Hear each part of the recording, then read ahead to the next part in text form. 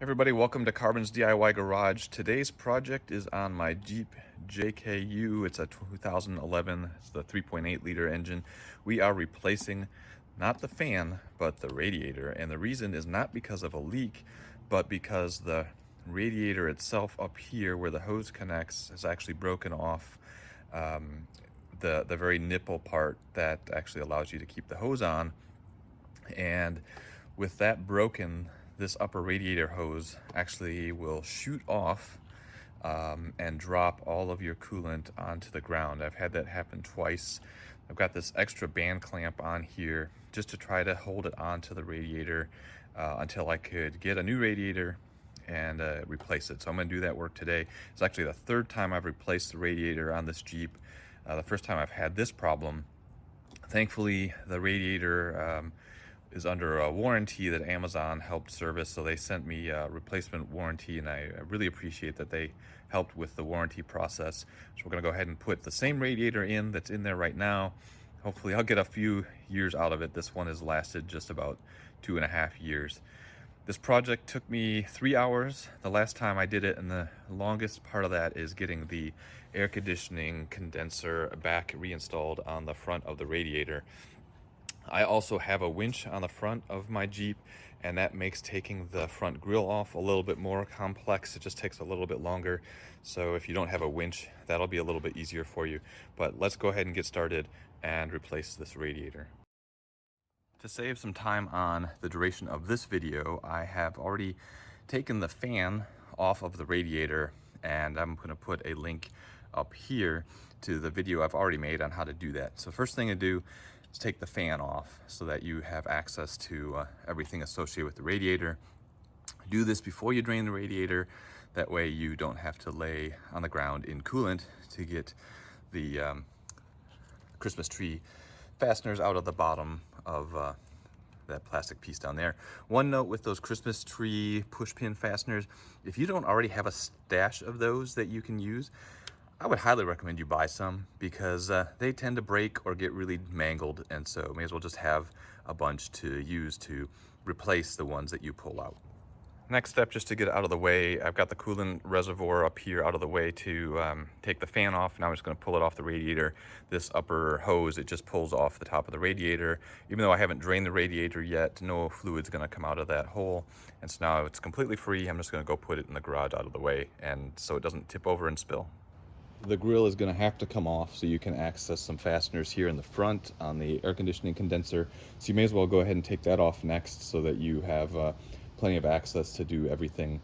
What you've got to do is you've got these push pin, these trim pieces along the top. You need to pull those out, and then the bottom of the grill is just pressed in up against the body, and so you just have to kind of pry that bottom part out. It pops out, and then the turn signals on each side, you can disconnect the wiring from each of those, or you can remove the bulb, but either way you need to separate the turn signal from the grill. And again, mine is more complicated because don't have much space to work with here to get the grill off. So you'll see I struggle a little bit with it, but if you don't have a winch, it should be really easy to get the grill on and off.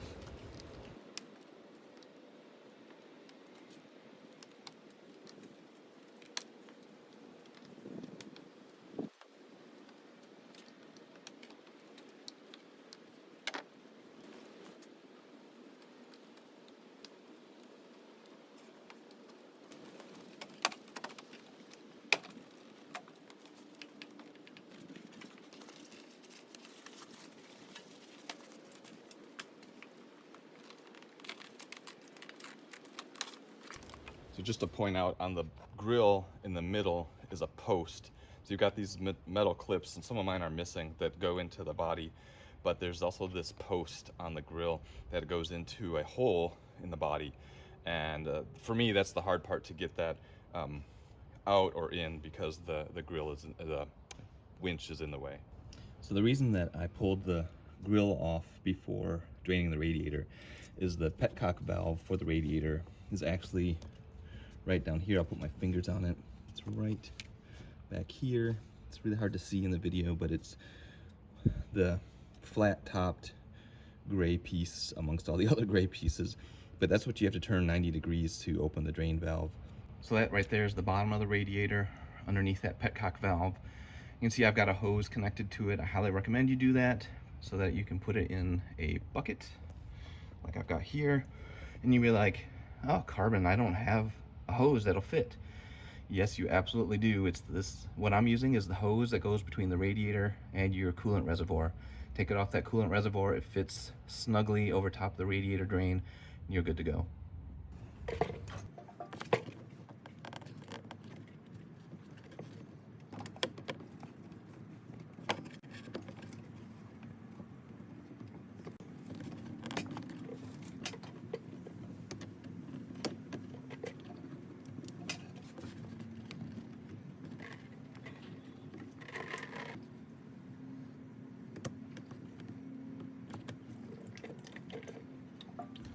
Best laid plans, right? So that's the petcock valve. I couldn't get it to open from inside the front of the grill, so I came down here, and my frame is actually pretty open, so I could get to it with a tool, twist it open. But unfortunately, if I get it to refocus, I think the drain itself is clogged because there's really not much coming out, so I backed the valve off more to open the hole where the petcock drain itself plugs in, and that has let some of the fluid out. Obviously you need to open the radiator cap to let air in, but still not getting a whole lot of flow, so I might just remove the lower radiator hose and let it drain that way too. We'll have to see. I actually lost the video of my removing the radiator hoses. I don't know what happened with that. As you can see in the still photo, I used my radiator hose pliers to clamp off the hoses. I then used a pair of wide mouth pliers to squeeze the clamps holding the radiator hose onto the radiator and slid the hose back. Once the clamp is off, you just need to gently twist the hose and pull it off the radiator. Make sure there's a bucket or container under the Jeep because you'll definitely get some coolant coming out of the radiator and the hose, especially that lower hose. The next thing I want to do is remove or disconnect the air conditioning condenser from the radiator. That's the next chore. So there's 4 of these, I think that's 8mm socket fasteners. One here at the bottom driver's side, top driver's side, where is it? Top passenger side, and bottom passenger side. And the one here on the bottom passenger side is the one that's the biggest challenge, I think, to get to, and not for removal, but really for installation, because as you can see, sticking your hand through is a challenge if you want to get it started, and it's a challenge on the other side as well. So just be aware, this is probably where most of your time will be spent, is reconnecting these bottom 2 fasteners. So there's not a lot of light in here and there's not a lot of space, but you can see on the passenger side that you know, I have a ratcheting box wrench, so that helps a lot. If you have a swivel head ratchet, that'll probably help you even more, but access up here is down there is pretty tight. So I'm not going to waste your time showing you me removing all 4 of these bolts, but just get at them the best you can. Ratcheting box wrench will really help. Swivel head ratchet probably help you even more. So getting the passenger bottom one out is by far the most challenging. The bottom driver's side, not too bad. I use a box wrench there. The top driver's side, I had to use a box wrench there as well. And then the top passenger side is a piece of cake. You can use a ratchet with an extension. But all 4 bolts are out, and now the condenser is just free to move away from the radiator. But not completely free, because there's actually a hose connector on the radiator itself that we'll get to in a second. That's a 5th bolt, and that's holding the plumbing for the air conditioning condenser to the radiator. So we've got to remove that next, and then this condenser will be completely free to be off of the radiator. To show you what I'm talking about, so this is the manifold that's attached to the radiator, and the bolt, you can kind of see the top of it down there. It's connected to the radiator right there on that bracket. There's a bolt right there, and your horn is in the way, and it's really impossible to get to right now. So what we'll do is we'll get the radiator released from the vehicle, lean the whole thing back, and then you'll have better access to this bolt, and then the radiator at that point should be free to come loose. But first we're going to remove everything that is attached to the radiator, and that includes some wire harnesses that are just clipped to the radiator on both sides. Good example of what I'm talking about is the wire harness for the fan is clipped into the radiator, and so you just need to remove that. And then down here further, there's another clip down there that's holding the wire harness to the radiator. On the front of the radiator, you also have these air shrouds on both sides, and some people will remove these from the vehicle and then have them come free with the radiator. You could also leave them in, and they just they don't actually attach to the radiator. They just push over a couple of these posts, and so you could just leave them installed on the Jeep, and then you just have to worry about getting the shrouds here, the air guides up over top of the radiator, mounting stuff when you go to put the radiator back in. So I'm going to leave these installed for right now. I may end up regretting that decision and take them out later, but for now I'm going to go ahead and leave those, go disconnect those wire harness clips, and then we'll start physically taking the radiator off the Jeep. In addition to the two wire harness connections on the passenger side, on the driver's side you've also got this plastic shroud that's connected to the radiator. You gotta loosen that too. So there's only 3 that I found. We'll see if I missed any, but gonna go ahead and take my 10mm socket and start disconnecting the radiator from the vehicle. There are 2 bolts holding the radiator to the vehicle. They are at the top on each side. And then the bottom is actually held in through a different mechanism. So just have to remove top 2 bolts with a 10mm socket.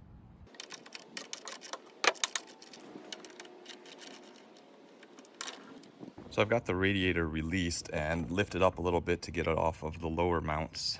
You can see right here the lower mounts, I've got those free, but the manifold down here connected to the air conditioning condenser doesn't really let you get a whole lot of motion out of the combination, so be real careful. You don't want to stress this connection or the hoses, because that'll create a whole lot more problems. And you'll also see that I went ahead and disconnected these air scoops. Just I think maybe it'll make things easier, but I can push this back now far enough that I can get a ratchet with a universal joint down here and remove that last 8mm bolt, and that'll free the air conditioner manifold here off the radiator.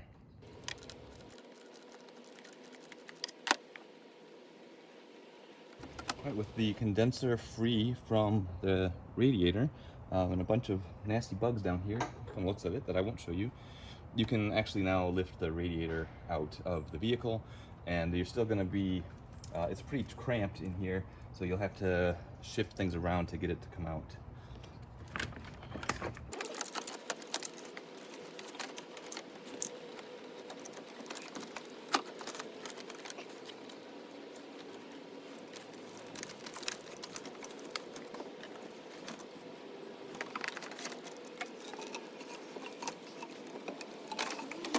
Now that it's out, just to give you a quick tour. First, you saw me reaching down on the driver's side, really struggling to get it out, and that was because this wire loom here, I think, oh no, it's a hose, is pretty stiff. It's rubber, but it's still pretty stiff, and it runs across this cross member of the frame, and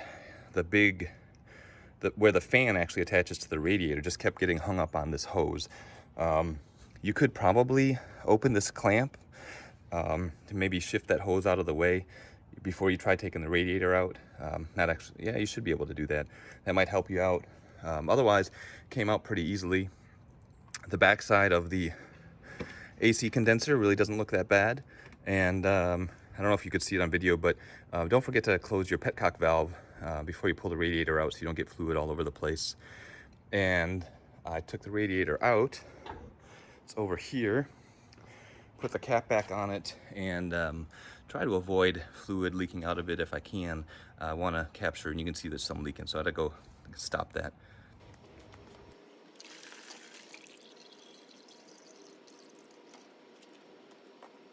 So here's the old radiator. Here's the new radiator. It's exactly the same part number, same manufacturer. Comes with a new radiator cap. Always replace your radiator cap when you replace radiator. One thing you'll notice though, empty here, bolts are here, you have to actually, I didn't remember this from last time I did this, but you have to actually pull these grommets out of the radiator and transfer them over to the new radiator. So go ahead and do that. So these are what they look like, and you just slide them on. Obviously the slot doesn't go all the way around, at least not on mine. So obviously slide it in so the slot goes in the slot.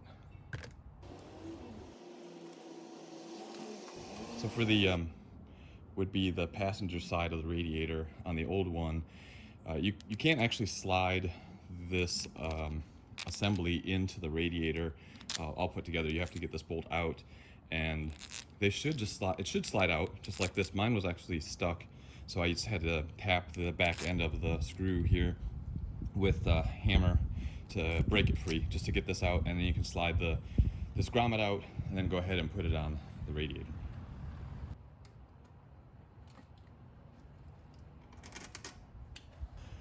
But now the radiator is basically ready to go. I'm gonna go clip off the tag, take off the plastic caps, take the radiator cap off, take off the silly chain. I don't see any purpose for that chain, and then start putting things back together.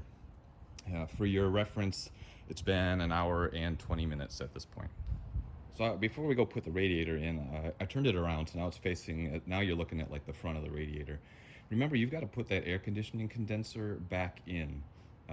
And these holes in the new radiator, they're not tapped. Those screws that you pulled out are self-tapping screws. And if I've not seen this advice on any other radiator replacement video, but my thought is I'm gonna take these screws and run them into this plastic, all 5 of them, and create threads while it's sitting out here versus trying to do it in a really cramped environment of in the front of the vehicle. When you're doing this, go slow, be careful, make sure the threads are all straight, because if you don't get it going in started straight, it's going to cause problems for you when you go to actually assemble it in the Jeep.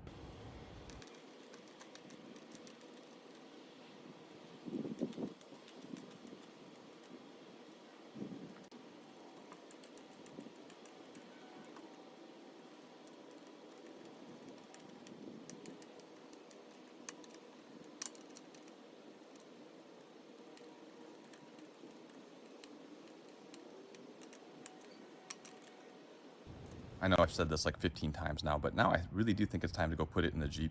And don't forget to close that petcock valve, or make sure it's closed. You'll thank me later.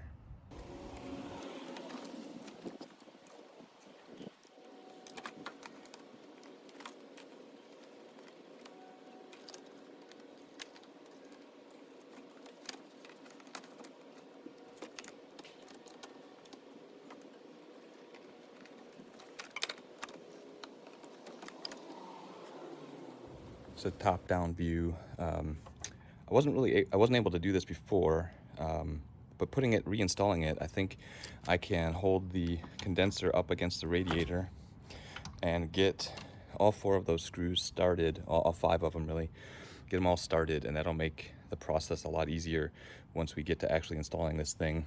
You also have to wrestle with that same hose to get it over top of that fan mounting point back down there.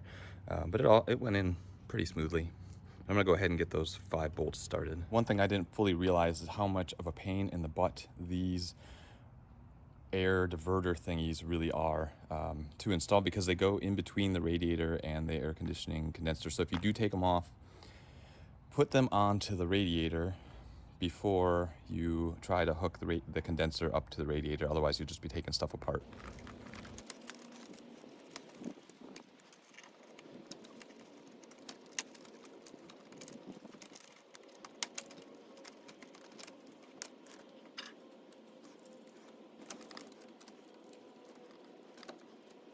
Now that I have all 4 bolts in, let me give you my tips and tricks.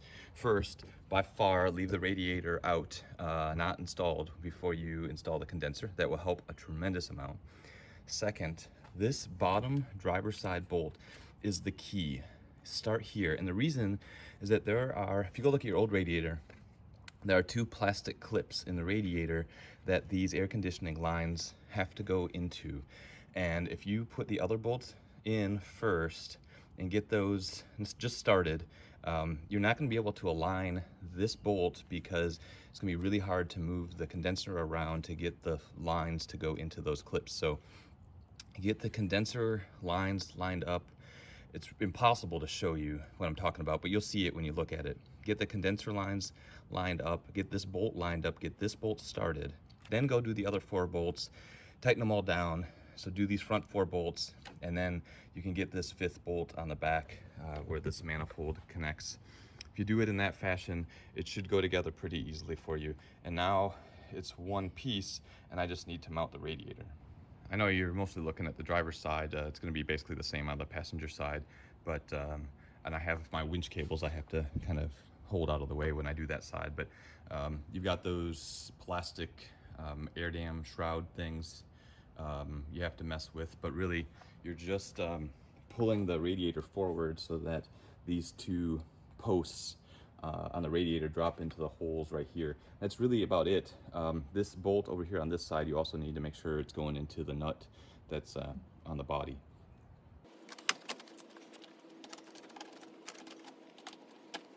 And that's it for getting the lower mounts dropped in place. I'm going to go put the 2 bolts in at the top. Not going to torque them down all the way, but just get them mostly started so that the radiator's sitting flush up against the body. Okay, the radiator is hand tight up against the post. Everything is lined up nice. Now I'm going to get these air dams reinstalled, get the winch cabling tucked out of the way, and we're getting close to reinstalling the fan and putting some fluid in here. With installation done on the front, now I'm going to put the 3 trim Christmas tree fasteners back into the side of the radiator and connect the radiator hoses.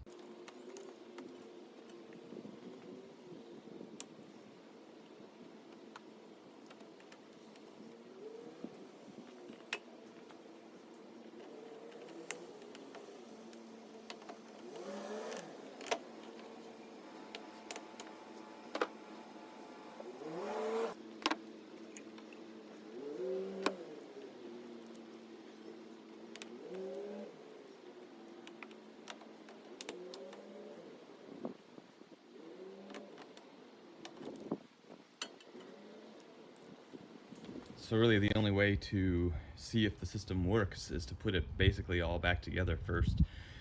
So I've reinstalled the fan and the coolant reservoir. Again, you can go watch my video on removing and replacing the fan to see how to do that step by step. And now I'm going to fill the radiator with coolant. And I'm using the HOAT G05 from Xerox. So you got to make sure you use the correct coolant for your year, make, model of your vehicle. Using the wrong coolant could be really bad for your engine. What else? Make sure that petcock valve is closed so you don't dump fluid on the ground. And so let's go fill it up.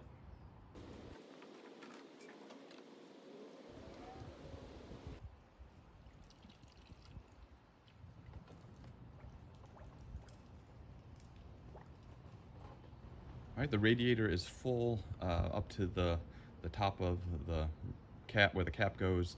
I've squeezed the upper radiator hose to get as much air bubbles as I can out of that hose from the hoses. I'm going to go reconnect the electrical connector on the fan that I see I missed. Go install the air box. We'll get the engine started.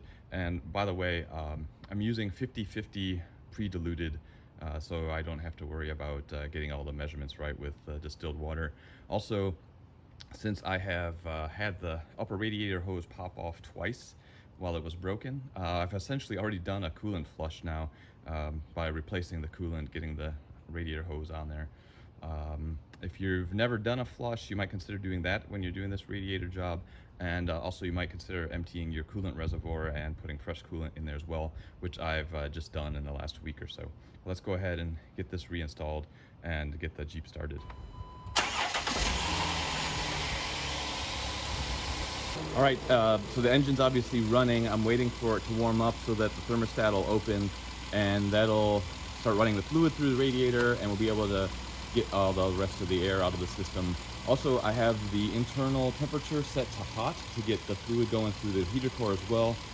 I also have the air conditioning turned on because the air conditioning will force the fan to come on at a regular interval. And this way it's easy for me to test to make sure the fan is working. And I don't know if you could see it or hear it, I'm talking, but the fan just spun up for about 10 seconds, so I know that that's working as well. I'm gonna skip the detailed process of getting all the air out of here. I've done several other videos replacing thermostats and other things in the coolant system that goes into more detail on how to do this part of the process. You can find those videos on the channel, and I'll link one here as well. While I'm waiting for the engine to heat up, I'm going to go ahead and reinstall the front grille and the trim that goes over top of the radiator.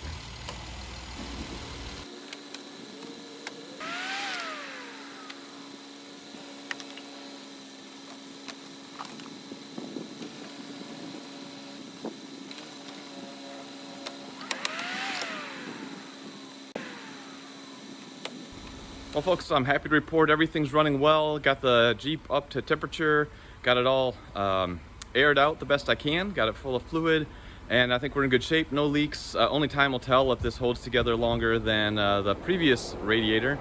But hopefully this video has been helpful, useful. I know I didn't go step by step through every single thing, but hopefully the big tips and tricks that I came across you were able to pick up, and maybe you'll find those useful. The biggest part has to deal with that air conditioning condenser and getting that off of and then back onto the radiator. If you found the video helpful, I'd love it if you'd give it a thumbs up. Subscribe to the channel for all sorts of other content for different vehicles, things going on in the house. And if you're interested in supporting the channel or me financially, buy me a coffee, buy me a part, some new tools, link in the description for buymeacoffee.com. Until the next video, thanks for hanging out with me, and we'll catch you in the next video. Take care.